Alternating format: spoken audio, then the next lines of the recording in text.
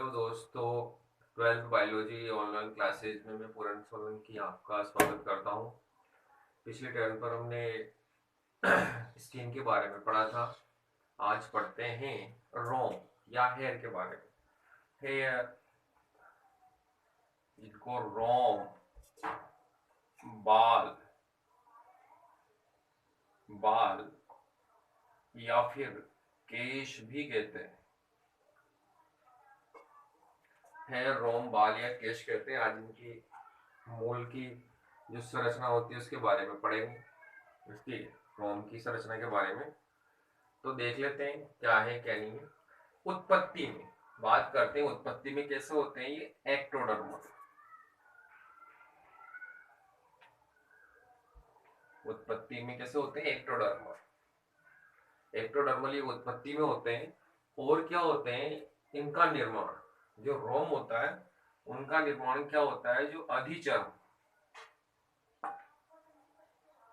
अधिचर्म की जो जीवित, कहा था मैंने, अधिचर्म की जो पहली लेयर थी अधिचर्म की जीवित जीवित जो मेल पीगी मेल पीगी जीवित मेल पीगी जो स्तर होता है उससे होता है।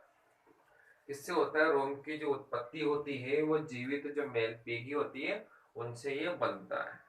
अब बात करते हैं इसके इस भाग के बारे में। इसके 5 भाग है। 5 भाग कौन कौन से देख लेते हैं।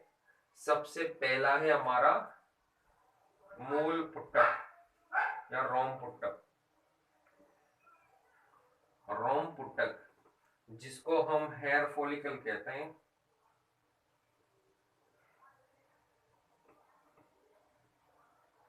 दूसरा भाग है इसका रोम जड़ या रूट हेयर।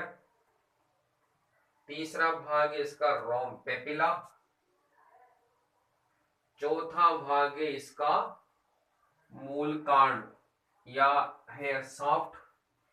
और जो 5वां भाग है वो क्या है, एरेक्टर पिलाई पेशिया। एरेक्टर पिलाई पेशिया 5 भाग है। देख लीजिए डायग्राम को, आपने समझा दूंगा मैं। पहला है इसका रोम पुट्टक। दूसरा है रोम जड़। तीसरा है रोम पेपिला। चौथा भाग है मूल कांड या हेयर सॉफ्ट। और जो 5वां भाग है वो क्या है इसका, एरेक्टर पिलाई पेशिया। ठीक है, देखते हैं क्या है क्या नहीं है इसके बारे में। तो हमने डायग्राम पहले से बना के रख रखा है, देख लेते हैं डायग्राम के अंदर। ये वाला एपिडर्मिस वाला पार्ट है, ये डर्मिस है। ठीक है, तो डर्मिस के अंदर क्या होता है, यहाँ से क्या होता है, जो अंतर्वलन हो जाता है। और अंतर्वलन क्या होता है, इसका निर्माण हो जाता है। रोम रोम का निर्माण हो जाता है, केश का निर्माण हो जाता है। तो इसके अंदर क्या है, जो ऊपर वाला भाग, जो त्वचा का जो दृश्य संरचना वो दिखाई दे रही है, उसमें क्या कहलाती है, मूल कांड कहलाती है, हेयर शाफ्ट कहलाती है। ठीक है, अब जिसका बीच वाला पोर्शन होता है ये कहलाता है इसका रोम पुट्टक या हेयर फॉलिकल कहलाता है, बीच वाला पार्ट। और जो इसके अंदर जो संरचना होती है इसको बोलते हैं रोम जड़। रोम जड़। और जहां से क्या होती है, जहां से रोम निकलते हैं, ठीक है, जहां से बाल की उत्पत्ति होती है, निकलते हैं, जहां से उसको पोषण प्राप्त होता है उसको बोलते हैं रोम पेपिला। जड़ें निकल जाती है, रक्तवाहिनी जुड़ी रहती है, इसको बोलते हैं रोम पेपिला। और रोम पेपिला के ऊपर क्या होती है, बल्ब जैसी संरचना, फूली हुई गांठ जैसी संरचना होती है, जिसको कहते हैं बल्ब। क्या कहता है, बल्ब। इसके बारे में है, ये 5 भाग है। पहला है सदृश्य रोम कांड। दूसरा है अपना ये हेयर फॉलिकल, ये हेयर रूट है। और ये क्या, रोम पेपिला है। और ये जो फूली हुई संरचना, बल्ब जैसी संरचना, बल्ब कहलाती है। फूली जैसी गांठदार संरचना कहलाती है, बल्ब कहलाती है। आगे बढ़ते हैं।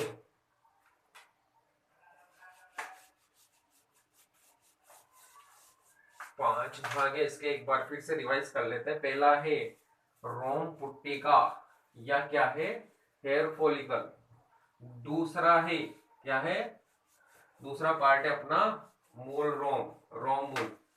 तीसरा है क्या है, पेपिला। चौथा है साफ। और 5वां क्या है, एरेक्टर पेशिया। अब पहला पढ़ते हैं, इसका पार्ट है रोम पुट्टक। रोम पुट्टक, या इनको कहते हैं हेयर फॉलिकल। बात करते हैं हेयर फॉलिकल क्या है क्या नहीं है। तो हेयर फॉलिकल क्या होता है, ये क्या है, रोम का आधार भाग है। रोम का क्या है, ये आधार भाग है। रोम का आधार भाग क्या होता है, जो क्या होता है डर्मिस में, डर्मिस में अंतरवलन, अंतरवलन जानते हो ना, गुथना। अंतरवलन, अंतरवलन से क्या होता है, एक नलिकाकार, एक नलिकाकार संरचना बनाता है। उसी को अपन क्या कहते हैं, रोम पुट्टक कहते हैं। क्या कहते हैं, रोम पुट्टक कहते हैं। अब क्या आता है, जो रोम पुट्टक होता है उसमें दो लेयर होती है। कितनी लेयर होती है, दो लेयर। तो रोम पुट्टक की जो भित्ति होती है, रोम पुट्टक, रोम पुट्टक की जो भित्ति होती है वह क्या होती है, दो स्तर की होती है। इसकी जो वॉल होती है कितने स्तर की बनी होती है, दो स्तर की। पहला है जो आउटर, आउटर होती है, आउटर क्या होती है, fibrous, fibrous layer, fibrous layer, layer of dermis. मतलब क्या होती है, डर्मिस की क्या होती है, फाइब्रस, या फाइब्रस को बोलते हैं तंतु में, तंतु में परत होती है। और कहाँ होती है, डर्मिस की होती है। दूसरा है इनर, अंदर वाली, inner, inner cellular layer of,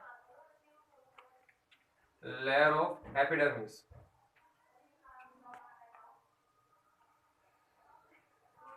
तो जो इसके अंदर वाली जो परत होती है वो कैसी होती है, सेलुलर लेयर होती है। किसकी, एपिडर्मिस की। किसकी होती है, एपिडर्मिस।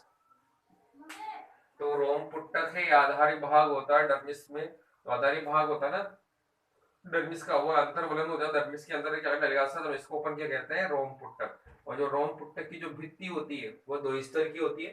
पहली जिसकी आउटर फाइब्रस लेयर होती है जो डर्मिस से बनती है, एडर्मिस की होती है। और इनर सेलुलर किसकी होती है, एपिडर्मिस। ये पहला पार्ट है। पहला भाग कौन सा, रोम पुट्टक या हेयर फॉलिकल है। यहां तक किसी को कोई भी प्रॉब्लम हो तो बोल सकते हैं। अब आता है दूसरा पार्ट है इसका, रोम की जड़, रोम की जड़ या हेयर रूट।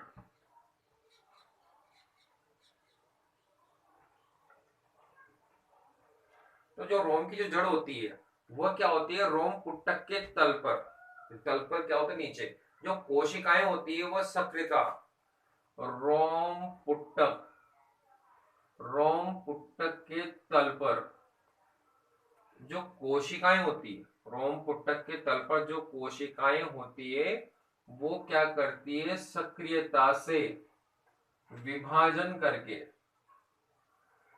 सक्रियता से विभाजन करके क्या बनाती है, रोम की जड़ का निर्माण करती है।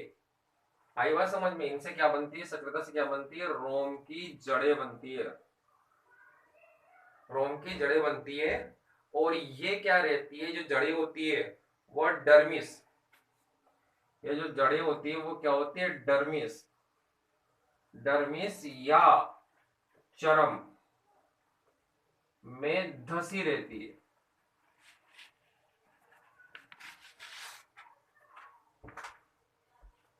इनकी जो जड़ें होती है वो डर्मिस में धसी रहती है। कोई दिक्कत, तो रोम की जड़ें होती है, क्या होती है, रोम पुट्टक के तल में क्या जो कोशिकाएं क्या होती है, सक्रियता से विभाजन करती है, रोम की जड़ों का निर्माण करती है। और जो जड़ें होती है वो क्या होती है, डर्मिस के अंदर धसी रहती है। ठीक है। अब इसका तीसरा पार्ट, तीसरा पार्ट कौन सा है, बोले, पेपिला। ठीक है, क्या है, रोम पेपिला, रोम पेपिला, या बोलते हैं इसको हेयर पेपिला।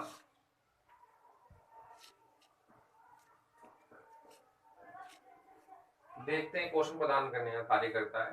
तो रोम पुटक का जो पेंदा होता है, रोम पुटक का जो छिछला छिछला पेंदा होता है, पेंदा मतलब नीचे वाला, तो रोम पुटक का जो छिछला पेंदा होता है उसमें क्या होता है, गड्ढा होता है, गड्ढा होता है रोम पुटक।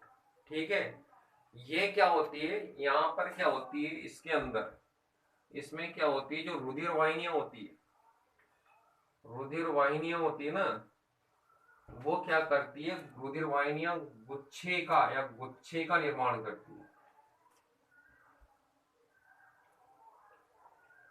गुच्छे का निर्माण करती है। और इसी गुच्छे को अपन क्या कहते हैं, रोम पेपिला कहते हैं, रोम पेपिला कहते हैं। कोई दिक्कत है, रोम पेपिला, रोम पेपिला कहते हैं गुच्छे को। और इसका कार्यक्रम, रुधिर वाहिनियों का गुच्छा है, तो ये क्या करती है, बाल को या रोम को क्या करती है, पोषक पदार्थ क्या करती है, प्रदान करने का कार्य करती है।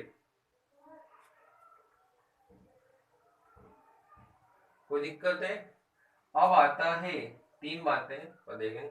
तो क्या होता है, जो पुट्टिका के भीतर,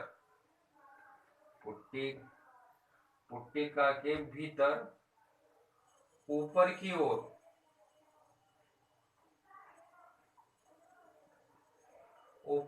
ओर एक फूला हुआ भाग होता है, ऊपर का क्या हुआ, फूला हुआ भाग होता है, गांठ, ऊपर की ओर गांठ जैसी संरचना होती है,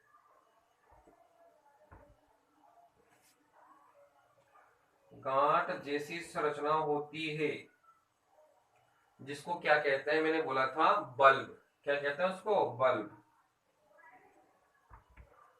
कोई दिक्कत है। तो पुट्टिका के भीतर क्या होता है, पेपिला, पुट्टिका के भीतर पेपिला के ऊपर का जो जड़ का भाग होता है, गांठ के रूप में क्या होता है, फूल कर बड़ा हो जाता है, गांठ की तरफ फूल जाता है, उसको अपन क्या कहते हैं, बल्ब। तो रोम पेपिला है, रोम पुट्टक में छिछला पेंदा गड्ढा होता है, इसमें क्या होता है, गुच्छों का निर्माण करती है, और इसी इसी गुच्छों का कहते हैं, रोम पेपिला कहते हैं। और ये करते हैं पोषक पदार्थ प्राप्त प्रदान करता है बालों को। और पुट्टिका के भीतर जो रोम पेपिला होता है ना, वहां पर क्या होती है, ऊपर की ओर गांठ सी संरचना बताई थी मैंने, गांठ संरचना होती है, उसको अपन क्या कहते हैं, बल्ब। क्या कहते हैं, बल्ब। अब बात करते हैं, आगे बढ़ते हैं। तीसरा पार्ट हो चुका है, इसका चौथा पार्ट है, क्या है, रोम कांड, रोम कांड या हेयर शाफ्ट। क्या है ये क्या होती है, त्वचा के बाहर सदृश्य संरचना होती है। चौथा पार्ट है रोम कांड, रोम कांड या इसका नाम है हेयर शाफ्ट।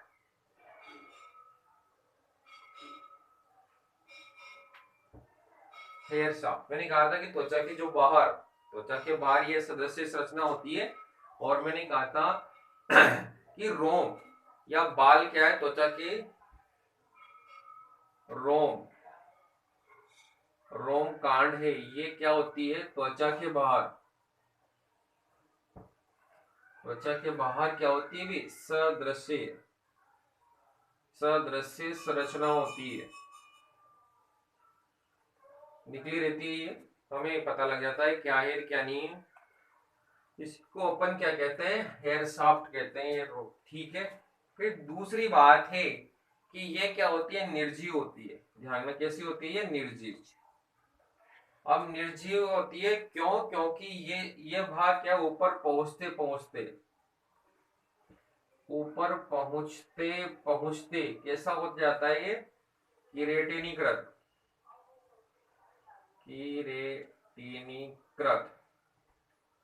किरेटिनीकृत होकर मृत हो जाता है।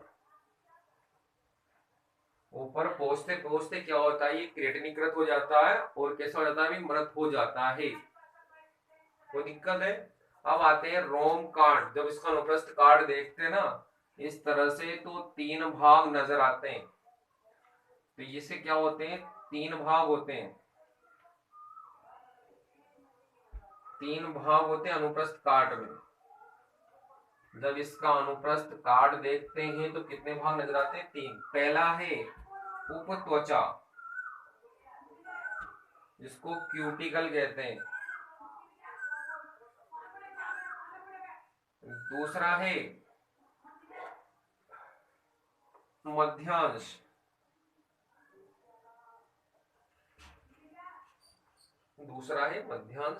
क्यूटिकल नहीं, कॉर्टेक्स, वल्कुट। दूसरा है वल्कुट या कॉर्टेक्स कहते हैं। तीसरा है मध्यांश या मेडुला। मध्यांश उपत्वचा, वल्कुट या मध्यांश कहलाता है। 3 भाग है इसके, उपत्वचा, क्यूटिकल, वल्कुट और मध्यांश। बात करते हैं उपत्वचा की,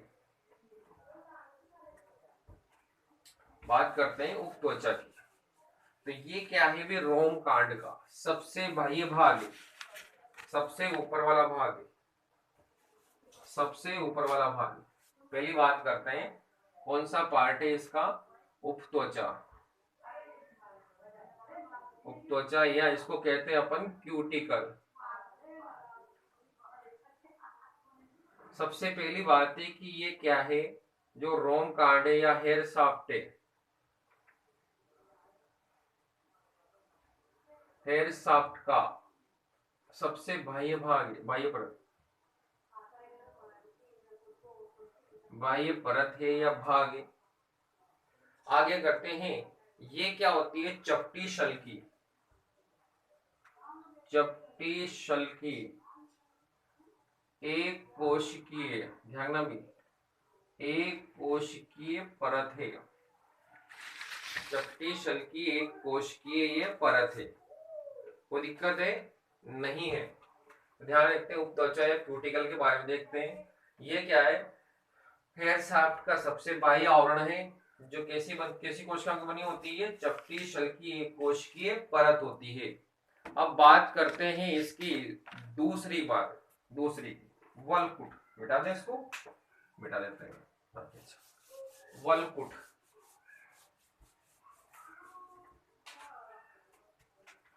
बी वाला पार्ट है वल्कुट या कॉर्टेक्स। ये इंपॉर्टेंट भी है, थोड़ा सा इंटरेस्टिंग भी है। बाल सफेद क्यों होते हैं इसका कारण आ रहा है इसमें। कॉर्टेक्स या वल्कुट देखते हैं। तो ये क्या होता है? मध्य भाग, कैसा है भी ये?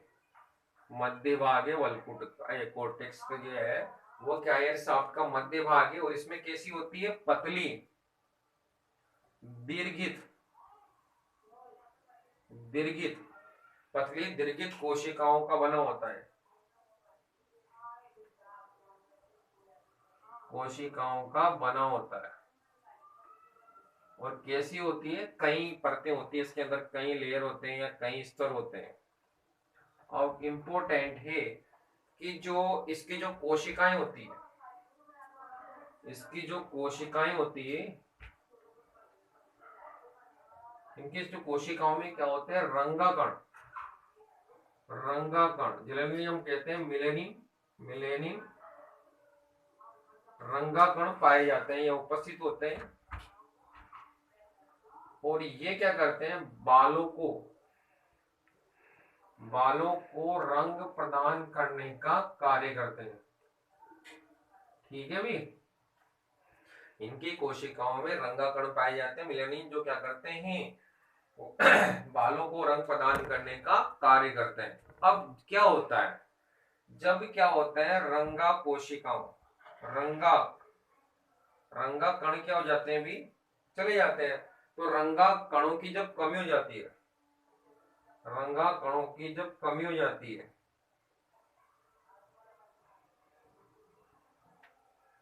तो इनमें क्या हो जाती है? हवा भर जाती है। कोशिकाओं में क्या भर जाती है? हवा भर जाती है। और हवा भरने से क्या होता है? बाल क्या होते हैं? सफेद हो जाते हैं। कैसे हो जाते हैं भी? बाल सफेद। वेरी इंटरेस्टिंग बात है ना, बाल सफेद क्यों होते हैं?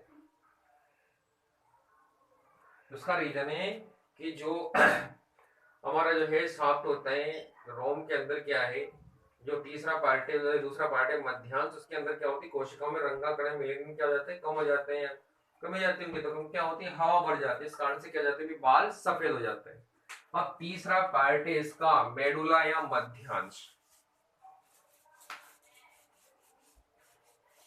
मेडुला या मध्यांश, आप ऐसे ही लिखते चले शॉर्ट नोट में और समझते चले। मध्यांश एक दो तीन बार रिवाइज कर ले जिसमें याद हो जाएगा। मध्यांश या कहते हैं इसको मेडुला, मध्यांश या मेडुला। सबसे पहले ये कि ये क्या है, केंद्रीय भाग है शाफ्ट का, केंद्रीय भाग, या अक्ष बनाता है, एक ही बात है, अक्ष बनाता है, केंद्रीय भाग है या अक्ष बनाता है। और क्या होता है, जिसका निर्माण होता है ना, इसका निर्माण कैसा होता है, चपटी, इसका निर्माण चपटी शल्की केंद्र रहित, केंद्र रहित कोशिकाओं से होता है। इसका निर्माण चपटी, कैसी है, चपटी शल्की केंद्र रहित कोशिकाओं से होता है, ठीक है। और ये कैसी होती है, किरेटिनीकृत, किरेटिनीकृत, किरेटिनीकृत, किरेटिनीकृत तो कैसी होती है, मृत होती जाती है, मृत होती है। बात करते हैं, ये इसका कोई दिक्कत नहीं, होगा इसका मध्यांश अलग, इसका केंद्रीय भाग अक्ष बनाता है, इसका निर्माण क्या होता है, चपटी शल्की केंद्र रहित कोशिकाओं से होता है, कैसा होता है, केटिनकृत होती है, बहु उपरती होती है। अब पांचवा भाग है इसका, कौन सा भाग है, चलिए चौथा भाग था, चलिए तीसरा भाग था, तीसरा भाग हो चुका था अपना किसका, रोम कांड का, रोम कांड खत्म हो चुका है, हेयर शाफ्ट। अब अपना पांचवा पार्ट आता है, पांचवा पार्ट है लास्ट इसका रोम का या हेयर का, वो है एरेक्टर, एरेक्टर पिलाई पेशियां, एरेक्टर पिलाई पेशियां। तो देखें क्या होती है, सबसे पहले ये क्या होती है, विशेष प्रकार की, विशेष होती, विशेष प्रकार की अरेखित, अरेखित अनिच्छिक,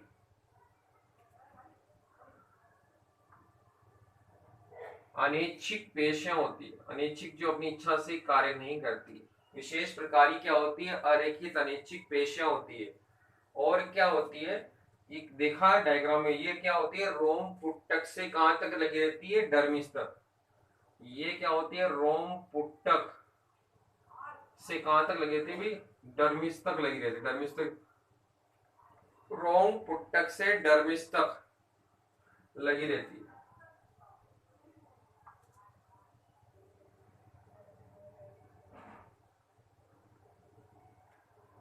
और तीसरी बात क्या है, ये रोम को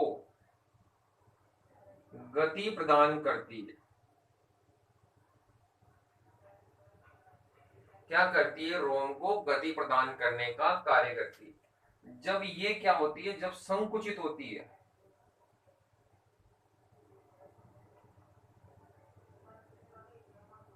तो क्या होते हैं, रोम होते जाते हैं, बाल हो जाते हैं, तो होते हैं, खड़े हो जाते हैं,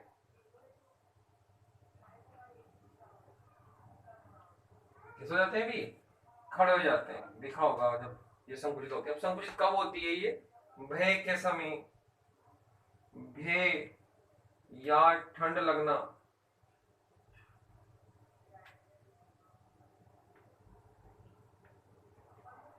भय या ठंड लगने के समय ये क्या करती है, बालों, बाल खड़े जाते हैं, बाल खड़े हो जाते हैं। क्यों, क्योंकि यहाँ पर क्या होती है, जो ठंड या भय लगने पर बाल खड़े जाते हैं, इनका नियंत्रण कौन करती है भी, यही पेशियां करती है। कौन करती है नियंत्रण, यही पेशियां करते हैं।